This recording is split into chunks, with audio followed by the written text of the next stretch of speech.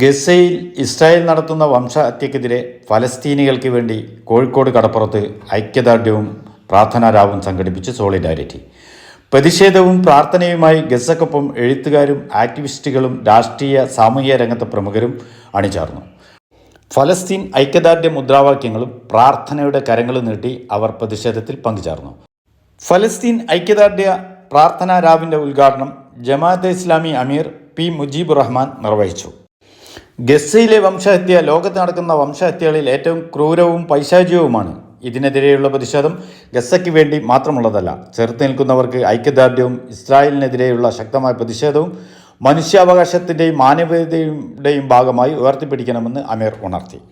KPCC vice president Rahul Mankoottathil, എഴുത്തുകാരായ P K Parakkadavu, Jamaat-e Islami ഷൂറ അംഗം അബ്ദുസ്സലാം അഹമ്മദ്, തൗഫീഖ് മമ്പാട്, അബ്ദുൽ വാഹിദ്, KPCC അംഗം KM അഭിജിത്ത്, വെൽഫെയർ പാർട്ടി സംസ്ഥാന president Razak Paleri, DCC member Praveen Kumar, Nahas Mala, Ambika തുടങ്ങിയവർ ചടങ്ങിൽ സംസാരിച്ചുകൊണ്ടിരിക്കുന്നത്.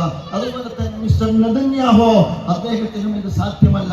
അദ്ദേഹത്തിന് സൂര്യൻ പടിഞ്ഞാറ് ഉദിക്കുന്നതിന് മുമ്പ് അതുപോലെ ആയുസ് കൊടുത്താൽ പോലും യഥാർത്ഥത്തിൽ അദ്ദേഹം ആഗ്രഹിക്കുന്ന വിശാല ഇസ്രായേൽ പണിയുക എന്ന് പറയുന്നത് അത്ര എളുപ്പമല്ല. കാരണം അദ്ദേഹത്തിന്റെ പൂർവികന്മാർക്ക് അത് സാധിച്ചിട്ടില്ല. അതുകൊണ്ട് പ്രിയമുള്ളവരെ, സമകാലിക ലോകത്ത് നമ്മെ സംബന്ധിച്ചിടത്തോളം നമ്മുടെ വഴി പ്രതികരണത്തിൻ്റെതാണ്, പ്രതിഷേധത്തിൻ്റെതാണ്. ഉൽപ്പാദിപ്പിക്കുന്ന ഹെയ്റ്റ് സ്പീച്ച് നമ്മുടെ കേരളത്തിൽ നടന്നുകൊണ്ടിരിക്കുന്നില്ലേ? ഇസ്ലാമോഫോബിയ നമ്മുടെ കേരളത്തിൽ വ്യാപകമായിട്ട് നടക്കുന്നില്ലേ? ഞാൻ വളരെ വിനയത്തോടു കൂടി ചോദിക്കുന്നു, അത്തരത്തിൽ അത്യന്തം അപകടകരമായ ഹെയ്റ്റ് സ്പീച്ച് ഒരു മുൻ ജനപ്രതിനിധി ഈ കേരളീയ സമൂഹത്തിനകത്ത് കേട്ടാലറക്കുന്ന വാചകത്തോടുകൂടി ആവർത്തിച്ച് പ്രഖ്യാപിച്ചതിന് ശേഷം ഈ കേരളത്തിന്റെ പ്രബുദ്ധ കേരളത്തിന്റെ നടുമുറ്റത്ത് നിന്ന് ആരാണ് എണീറ്റ് നിന്നിട്ട് അദ്ദേഹത്തിന് നേരെ അരുതട എന്ന് പറയാൻ എത്ര പേര് കേരളത്തിൽ ധൈര്യം കാണിച്ചു എന്ന് എന്റെ പ്രിയപ്പെട്ട സുഹൃത്തുക്കളെ നിങ്ങൾക്ക് ആലോചിക്കാവുന്നതാണ്. നമ്മുടെ മലയാളി സമൂഹം എത്ര പ്രബുദ്ധമാണ്.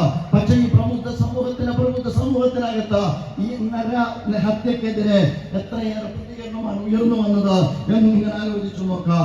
അതുപോലെ തന്നെ ഈ പ്രബുദ്ധ കേരളത്തിൽ നിന്ന് ഇന്ത്യൻ ഭരണകൂടത്തിന്റെ വംശഹത്യക്കെതിരെ എത്രയേറെ പ്രതികരണമാണ് ഉയർന്നു വന്നത് എന്ന് നിങ്ങൾ ആലോചിച്ചു നോക്കാം. കേരളത്തിന്റെ വംശീയതയാണ് യൂറോപ്യൻ വംശീയത, ജൂത വംശീയത, ഹിന്ദുത്വ വംശീയത, അതിന്റെ എല്ലാം ജീൻ ഒന്നാണ് എന്ന് ഞാൻ നേരത്തെ സൂചിപ്പിക്കുകയുണ്ടായി. അതുകൊണ്ട് മൗനം അപകടമാണ് എന്ന് മനസ്സിലാക്കണം. മൗനത്തെ ഭേദിച്ചുകൊണ്ട് സമകാലിക ലോകത്ത് മനുഷ്യാവകാശത്തെ വിശ്വസിക്കുന്ന എല്ലാ ജനവിഭാഗത്തെയും ചേർത്ത് നിർത്തിക്കൊണ്ട് ഒറ്റക്കെട്ടായ പോരാട്ടം ഈ കാലഘട്ടം നമ്മോട് അവരിന് വേണ്ടി, ജനതയ്ക്ക് വേണ്ടി നമ്മൾ ഉള്ളൊരുക്കി പ്രാർത്ഥിക്കുക, അവരോട് ഐക്യദാർഢ്യപ്പെടുന്ന ഒരു ജനവിഭാഗത്തെ നമ്മൾ വളർത്തിയെടുക്കുക. ഗസയുടെ നിലനിൽപ്പിന് വേണ്ടിയിട്ടല്ല, മാത്രമല്ല മാനവികതയുടെ നിലനിൽപ്പിന്, മനുഷ്യകുലത്തിന്റെ നിലനിൽപ്പിന്, ഈ കാലഘട്ടത്തിലെ മൂല്യങ്ങളുടെ നിലനിൽപ്പിന് അത്തരം പോരാട്ടത്തിന്റെ വീതിയിൽ സോളിഡാരിറ്റി യൂത്ത് മൂവ്മെന്റിന്റെ സുന്ദരമായ അടയാളപ്പെടുത്തലുകൾ